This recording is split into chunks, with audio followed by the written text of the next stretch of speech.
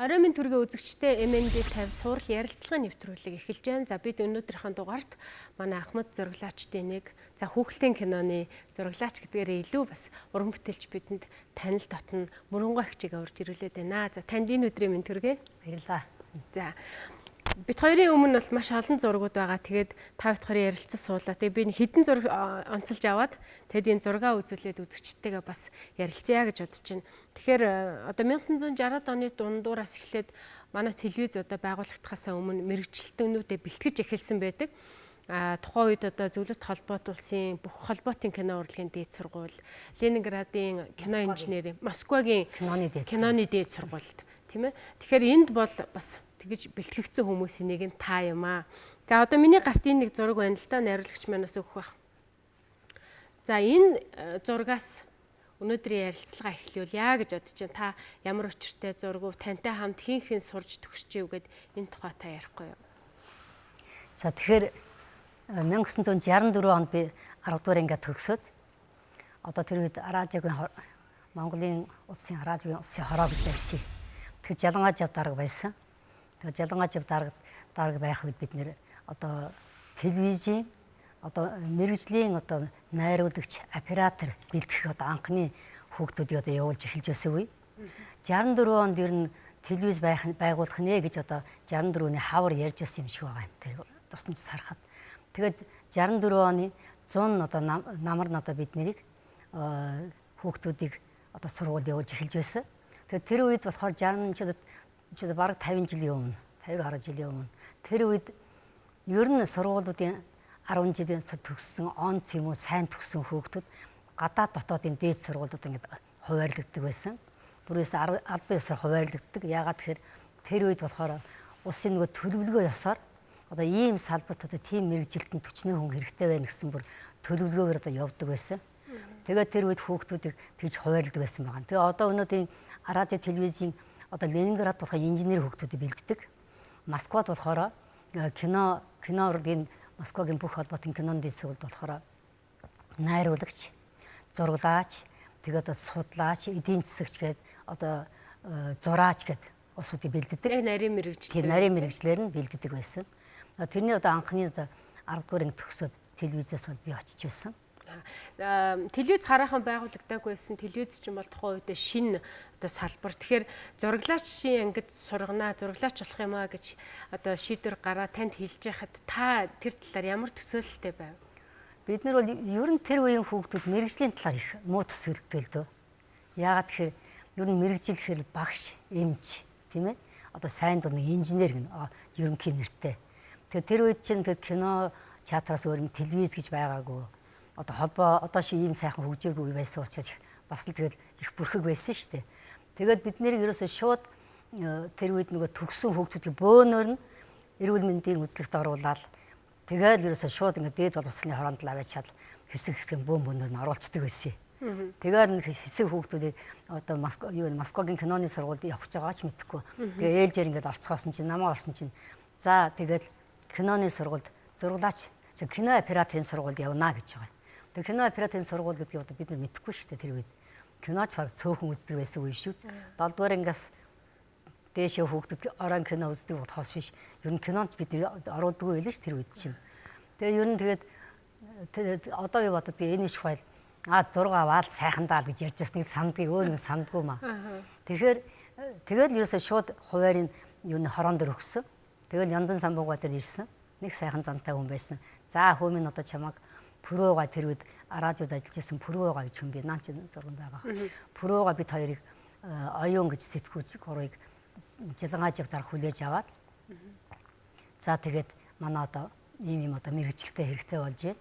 Та нар одоо сайн сураад ирээрэй гэд бид нарт захиас өгөөд гаргаж байсан. Одоо миний гарт байгаа энэ зураг байна л да.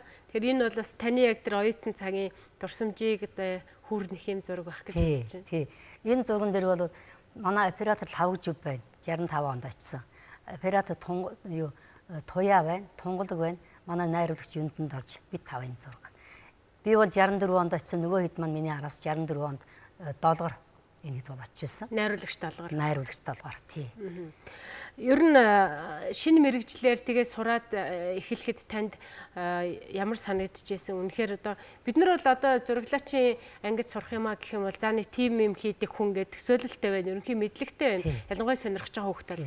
Гэтэл огт тийм төсөөлөлгүй байсан хүмүүс тэгээд харийн оронд очиод ингээд сурахаар хэцүү зүйл юу байв?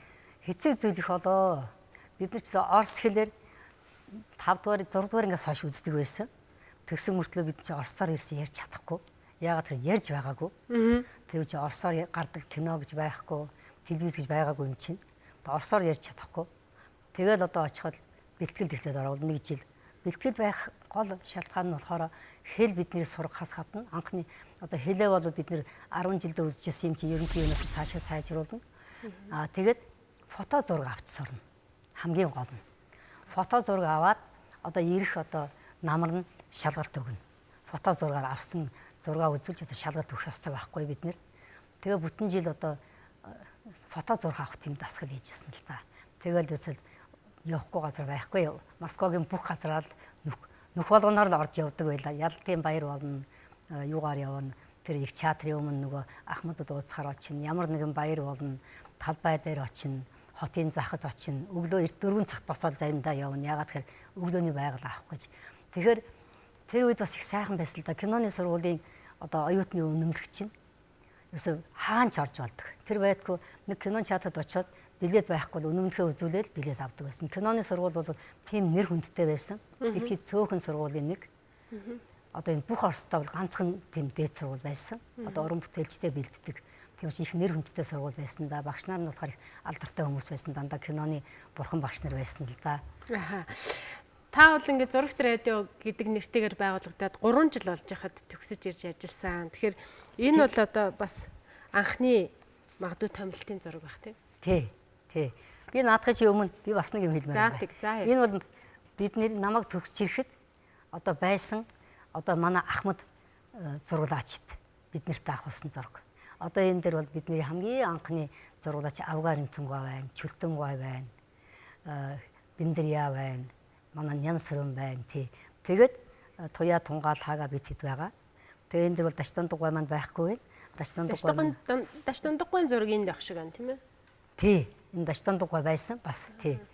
Тэгээд одоо энэ хэдийн одоо юунд бид нэр ирж байсан их сургууль төгсөөд энэ хэд маань бол Дашдандугай энэ төр чинь болохоор одоо киноны хүмүүс байсан туршлагатай. Кино хийж байсан тэр үедээ. Чүлтэмгой Авгарын Цэнгой бид нэг Гөөгөө гэд дууддаг байсан. Нэг гоё хүн байсан да манай Гөөгөө. Үнэхээр гоё хүн байсан. Их сайхан ч хүн, залуучуудыг сайхан хүлээж авч байсан. Дүүмэн хүмэн үнэхээр сайхан. Тим хамт олонны дунд бид нэр анх ажилд орж ирсэн да. За одоо энэ зураг бол яхахгүй түүхэн зураг байна л да. Тэгээ таны бас хамгийн анхны томилолтын зураг байх гэж би таамаглаж байна. Та энэ зургийнхаа тухай яриач. Хамгийн анхны холын томилтыг бид нэр би 72 оны цагаан сарын өмнө Баянгор аймгийн Шинж институтэд одоо очиж жанр гэж малчны тухай одоо хөргөн найруул хийх байсан. Тэгээ энэ дэр бол манай Ахмад найруулагч Төмөр Тогтохгүй энэ иш цогт яруу найрагч зохиолч. Энэ бол Баянгор таалцсан. Би бол надад бол ийм дээд хувцас байхгүй л дээ. Тэгээ аймаг дээр нь очиод манай нэг холбооны сургууль төгссөн Баян Цагаан гэж нэг хүн байсан тэр үед. Тэрнээс эсхий гутал, нэхийдэл, малгай бүх юм аваад тэндээс аваад өмсөд явж байсан. Яг хол явах юм гээд. Тэгээ бид нар чинь одоо хол явахач мэдгүй тэгэл яваад очиж байгаа шүү дээ. Тэгээд Баян хонгорын төвөөс Шинж институт очиод Батбаатар Шинж институт очиод юунд Жанарванд очижсэн. Жанарванд тэгээд цагаан сарын дараа Баатар болсон л доо. Гэхдээ бид нарт чинь хамгийн 10 гаруй минутын сурвалжлал хэлүү 20 минут хийлүү. Айгүй шуургатай байсан. Юусе тогтох янзгүй. Тэгээ дээрэс нь та эмэгтэй хүн маш том камер үүрээд явдаг гэсэн хэцүү байдаг гэсэн. Тэгээ одоо энэ тэр камерд нь болохоор бас гайгүй. SP гэж камер байсан. Ууд нь бол тийм ч амар хүн биш камер. Бидний төсөөлдөг нэг том камер биш үү? Биш. Арай одоогийн Петикамаас жижигдээ. Одоо миний энэ дэр камертай зураг хаагур байна. Энэ байна. Одоо энэ камер чинь болохоор SP гэж камер байхгүй юу? Хамгийн анхны таны барьж байсан камер. Одоо өөр энэний өмнө чинь бид нар чинь баадуутай камер барьж яваад мэрэгжлийн одоо 16-гийн камер гэж одоо энэ болсон байхгүй юу. Тэгээ энэ болохоор нэг 4 кг аккумулятор мод нь 500 г. Тэгээ петкам энэ тэр бодвол хөнгөн байсан л да тэр үедээ. Тэгтээ дуугүй аавна. Дандаа нэмөө явна 16 мм-ээр. Тэгээд бид нар чинь нөгөө төмөр тогтохгүй сууганд нь ингээл камера юу цаана ингээд нэг хөлтөд юугаа тавьчихаа дээр нь камера тавиад төмөр тогтохгүй суугнаас нь дурнгаа гаргах чинь. Тэгээд тогтохааргүй байгаа юм чинь ерөөсөө ингээд байх шуурал ерөөсөө бүр юу тэр яма авах янз байхгүй. Тэгээд нэг юм авсан л да. Бэлчээр дээр аваад хороотонд нь аваад тэгэл ирж байсан. Тэгээ бид чинь тэр айлд мүлээ тонсон. Тэгэл ирээд нэвтрүүлгээ өгч байсан да. Дараа нь тэр хүн баатар болсон уу? Дараа нь тэгээд тэр цагаан сараар баатар болсон. Жанаргаа өөрөө шууд нэвтрүүлэнд ирж оролцож байсан. Тэгээ баатар болсон. Баатар болох гэж байгаа хүмүүсийн тухай нэвтрүүлэг их хийдэг байсан байх л да. Энэ бас нэг тийм зураг тий. Наадах чинь болохоор бид Баян-Улгийн аймгийн Ногоон нуур сумын Шарв хаан гэж одоо малчныг очиж байсан. Энэ залуу болохоор хонь хариулдаг хүн байсан. Энд чи ах トゥ наймуулаа гэсэн маш олуулаа энэ зурган дээр байж маш олуулаа гэр бүлд нь ерөөсө казак. Тий. Монгол хэлээр ярьж чаддгүй үү? Монгол хэлээр ярьж чадахгүй. Ах нь яриад байдаг, өөрөө ярьж чадахгүй. Тэгээд тэр усууд нь ярьдаг байхгүй. Цэдэн балдар тэдний суманд очисон чинь уулзалт хийсэн чинь ахын аваач гэж уулзуулаад Монголоор Шарв хаан гэж уулзуулж ясан гэж яриад байгаа байхгүй юу. Тэгээ яагаад тэр чинь сайн малчаа. Тэр хүн чи одоо тэгээд бас нэлээд тийм одонд бол баатар болох гэж байсан. Тэгээ одоо ахыг уулзуулж ясан гэж ярьдаг юм байлээ. Тэр гэрийнхэн тэгж байсан. Бүх холбоотын кино урлагийн дээд сургуулийг төгссөн гэхээр бидний хувьд бол маш их хүндтэй санагддаг. Тэр сургуульд сурах юмсан гэдэг мөрөөдөл залуучууд бидэнд одоо хүртэл байдаг.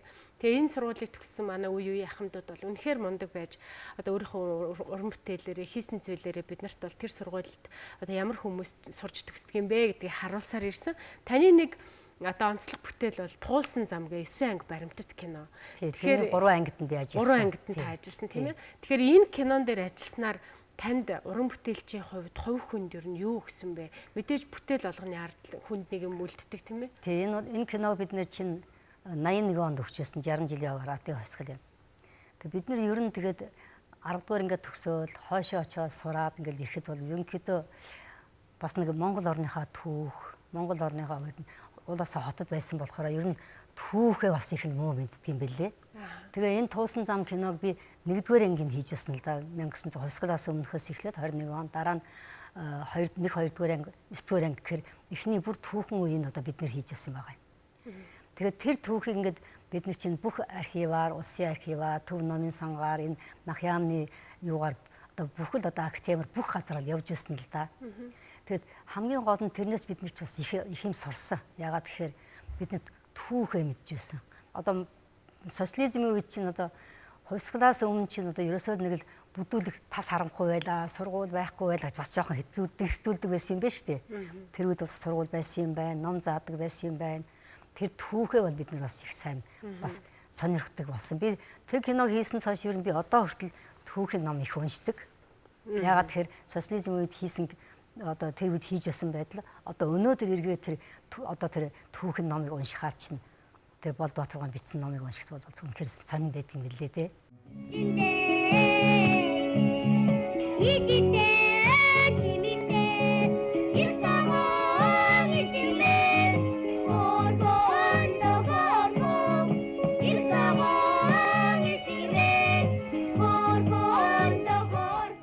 Энэ бол бас нэгэн түүхэн зураг. Энэ бол яа харахгүй одоо таны овглж явдаг бас нэг бүтээлийн төрөл жанрын юм зураг байна. Тий.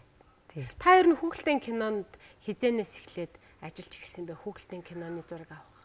Ер нь хүүхэлдэйн кинод анх одоо яасан гэхээр Наван сүрэн дарга байхдаа 76 онд бид нэр ер нь тэр унаг хүүхэлдэйн кино Герман бүгд найрамдах арчилсан Герман улсын хамтарч хийх гээд бид нар анх очижсэн л да. Тэгээ тэрэнд туршлага судлахаар очиж гол нь. Тэгээ яг ер нь яаж хийдгийг тийм ээ. Манайх чинь бол тэл кино үйлдвэр бит хүүхэлдэйгээр өөр их цагаан шиг бит хүүхэлдэйгээр одоо бас хийх тийм туршлага судлах гэж очисон л доо. Тэгээ Бадрах найруулагч бид хоёр очижсэн. Бадрах найруулагч болно гэж очижсэн. Би бол одоо зураг аавна. Тэгээд бид нар бол хослол зургийн хичээлийг бол үзчихсэн л да. Тэгвэл яг одоо аваад хийхин цагт бол бас л туршлага хэрэгтэй юм. Тийм учраас бид нэр анх бол тийшээ очиж харж байсан. Тэгээд дараа нь ер нь хүүхэлдэйн манай телевиз бол өчийн үлгэрээр хүүхэлдэйн кинотой болно гэснээс хойш 76 оноос хойш ер нь баг 10-аад жил одоо бүр ингээд хөөцөлдөж Ишт Гоёнтой ерөнхий найрагч байхаа хөөцөлдсөөр гад 85 онд албан ёсны хүүхэлдэйн киноны групп гэж байгуулагдсан шүү дээ. Бас л 10 хүний орон тоотой байсан байхгүй юу. Тэгээ анхны одоо хүүхэлдэйн 100% одоо бие дааж хийсэн хүүхэлдэйн кино бол Эрх цагаан байсан. Эрх цагаан бол бидний одоо куклээ өөрөө хийгээд тайзаа өөрөө хийгээд хийж байсан кино л доо. Тэрэндээ ч одоо энэ Топ Мэвлийн төр бат маань бүх тайз тэр студийг зоож өгч байсан. Камера хүртэл фокатор болгоно. Ягаад зориултын камер байхгүй байсан учраас тэр анхны хүүхэлдэйн киногоо хийж байсан бид нэр. Аха. Та тэгээд мэдээж ажиллах хугацаанд олон хамт олонны дотор орж ажилласан байгаа. Энэндээс бол яхахгүй дурдах юм бол хүүхдийн редакц байна. Тэгээ хүүхдийн редакцд байхдаа ямар бүтээлүүд төв ер нь та одоо миний одоо урын санд байгаа ийм бүтээлүүд хамгийн түрүү одоо аманд чи хилэгддэг бүтээлүүд ямар бүтээлүүд вэ? Бүтээл бол бидний чинь телекино үйлдвэрт байхасаа эхлээд бидний чинь анхны ярга гэж бол анхны одоо олон тэл жүжиг одоо олон камераар авч байсан. Тэрний дараах нь бол бас дугур горимжгүй бид хоёулаа нөгөө дуучин банзагчийн тухай кино концерт авч байсан. Тэрийг бол дандаа тэр үед телекино үйлдвэр байгуулагдаад кино концерт, жүжиг одоо телевизийн одоо яг одоо телевизийн одоо өөрийн гэсэн өнгө ашиг ягаад тэгэхээр олон камера зэрэг авч иж одоо арай түргэн болдог. Учиртай 3 толгой тэгээд юу туусан зам баримтат кинонд бас 3 бүлэг дээр би ажиллаж байсан. Тэгээд сэтгэл нийлүүл гар нийлэнгээр баримтат кинонд анхны баримтат дээрээс Хөдмөрийн Баатар тэгчүү Ичаарлогийн тухай хийж байсан. Олон баримтат кино биелдэ. Түүнээс гадна бид хүүхэлдэйн кино би бараг 30 гаруй хүүхэлдэйн кинонд ажилласан. Заримд нь найруулагчаар, заримд нь юугаар ажилладаг, оператор ажилласан. Одоо хүүхэлдэйн кино ярих юм бол Өвгөн Арслан киноноос эхлээл Эрх цагаан тэгээд юу туус харилцах дэвтэр тэр үед одоо хийжсэн Үнчин цагаан ботго Азар базар тазар гэх тэр үед хайсан дээр хийж байсан 35 кинонуудыг хийж байсан. Тэгээ одоо 90 он хүртэл одоо хийж байгаа л зогсоод тэрнээс хойш чинь бид нар чинь нэг хэсэг янз бүрийн болж байгаа л тэгээд 94 оноос Боролдоо студ байгуулагдсан. Боролдоо студ байгуулагдаад бид нэр бас нэг хэсэг хүүхэлдэйн бамбар нөхөр ирсэн гэсэн хүүхэлдэйн кино бас нэг цувралаар хийсэн. Яг бид нэр нэг дарга нь байсан Боролдоо студын захирал. Тэгээд тэрний дараа Боролдоо студ хүүхэлдэйн киноны студ дандаа нуурж өгдөг тавилантай. Тэгэл нуураад нуусны дараа би хүүхдийн редакцид одоо насаг дорж дарга маань намайг авлаа шүү дээ ажил. Мөр ихчээ тамаанаа редакцид орохгүй юу гэж авлаа шүү. Тэгж хүүхдийн энэ сайхан хамт олонтой би 4 жил гаруй хамтарч ажилласан. Тэгээ хүн бас нэг ажилгүй болж үзэх хэрэгтэй юм бэлээ. Тэгэхээр бас өөр юм сурдаг юм байна. Бас нэг өөр хамт олон дээр ордог юм байна. Их олон нэвтрүүлгэн дээр ажилласан. Хүүхдийн редакцид маш олон нэвтрүүлгэн дээр ажилласан би. Одоо боловсрол тэл сэтгүүл дээр ажиллаж байсан, найруулагчаар ажиллаж байсан. Хүүхдийн нэвтрүүлгэнд ажиллаж байсан. Оройн нөгөө нэг цоглог дээр ажиллаж байсан тий. Тэгээд үлгэрээ хийн хажуугаар нь олон үлгэр хийсэн шүү дээ бид нар чинь маш олон үлгэр хийсэн. Тэгээд тэрний дараа чинь бид нар сон студ байгуулагдаад бол одоо видеоор хүүхэлдэйн кинонд хийсэн л тий. Тий.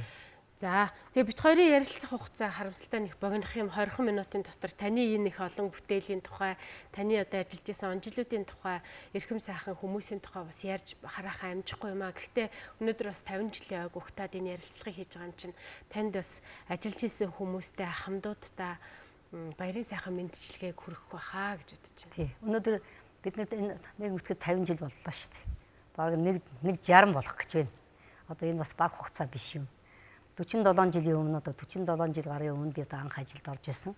Тэр үед одоо байсан манай ахмадууд одоо үе үеийн телевизийн одоо уран бүтээлчид хамтарч ажиллаж исэн. Хүүхэлдэйн киноныхаа үе үеийн хамт олондоо телевизийн 50 жилийн мэндийг дэвшүүлж одоо эрүүл энх сайн сайхан бүхний хүсье. За баярлалаа. Тэгээ телевизийг би анх хэлсэн нөгөө телевизийг 3 настай хахад та орж ирж ажиллажээ гэж. Тэгэхээр өдийг хүртэл та бидний дунд ажиллаж байгаа юм шиг л үргэлж бодогддог. Яагаад тэгэхээр та бас өөрийнхөө хийсэн бүтээсэн бие авч явж байгаа байдал бүхэл зүйлээрээ залуучууд бидэнд ийм их үлгэр дуурайлалтай байдаг. Тийм учраас бид нар таныг хизээч одоо өндөр насныхаа тэтгэврт гарсан гэж боддгоо шүү. Тэгээд таньда 50 жилийн баярын мэнд төргий. Ярилцлага сайхан байлаа. Баярлалаа.